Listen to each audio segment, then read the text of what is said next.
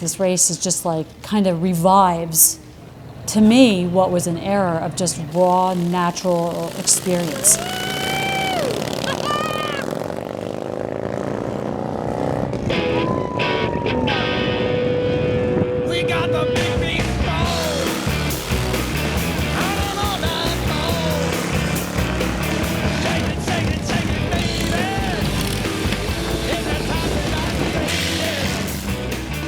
The race of gentlemen is so much more than just a race. It's a time travel event, essentially. You know, you can be a racer, you can be a spectator, you can be part of the crew or part of the staff, and you know, every bit of the event feels like you've just kind of stepped back in time.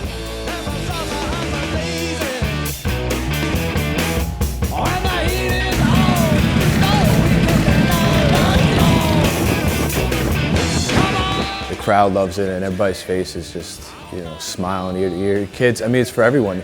The old timers can relate to it because maybe they've seen that, you know, in their past when they were younger, whereas like the newer crowd has never seen it or heard about it, or never been able to like see that in person. So it's pretty cool.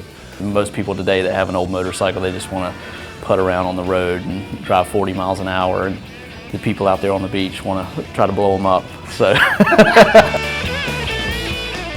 Unlike any other race in existence, I guess, we get to take our motorcycles out on the beach and run them like they did back in the day, you know, stripped down production Harleys, trying to go as fast as we possibly can.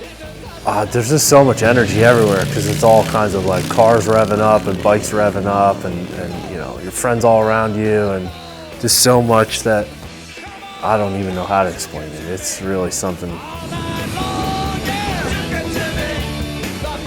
The feeling of those cars coming down and the bikes coming down, and I was just like, oh, this is like a living museum. And I think that for me as an artist as well, being raw is really important because that's the real feeling of it. That's the real expression of it.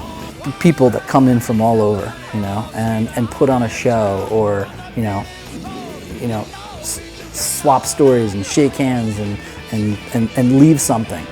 People from all over the world, from all over the country. Like, it's just a big group of friends and family that meet up every year. I need this in my life. I need to be a part of this.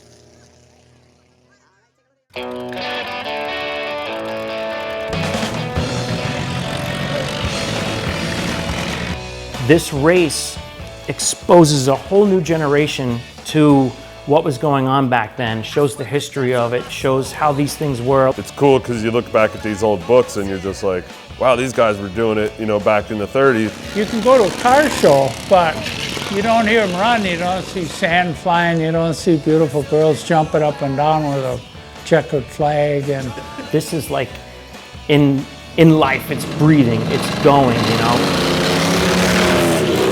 Like they're actually moving and racing, and people were dressed, and this is like at like 8 o'clock in the morning. I'm just like, wait a second. I'm like pulling my camera out and I'm like trying to like put lenses on. It was a game changer.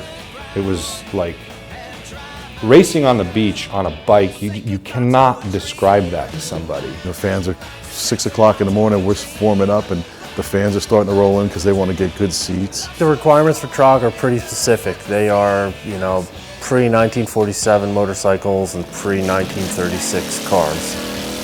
And period parts, you know, of the era. I think it's a pretty important part, all said and done, because it basically weeds out the people that aren't dedicated to do what, you know, the Race of Gentlemen's vision is. Like, to, when you see a photograph, you know, question what year it was taken. Instead of putting these bikes and cars in museums or shows and just standing around talking about them, you actually put them to work, you know, and you have a lot of fun on them and see them in action. Better entertainment than any car show, in my opinion.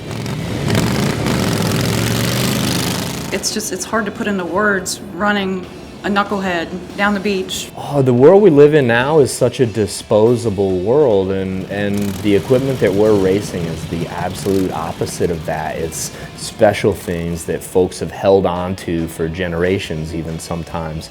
You know, racing your grandfather's car, or racing your dad's you know, old bike that he wrecked and sat in the garage for 40, 50 years, and now you had a chance to rebuild it and get out and go. They were all innovators to us. They opened up the doors and created all these products and tried this and that and what worked, what didn't work. So we've learned a lot from, you know, our elders in that period of time. A camaraderie of people who share a love and have a passion that's so deep-rooted for this art, really. You're getting the shot, you're seeing the bike, you're watching the car, but at the same time, you're leaving with an experience.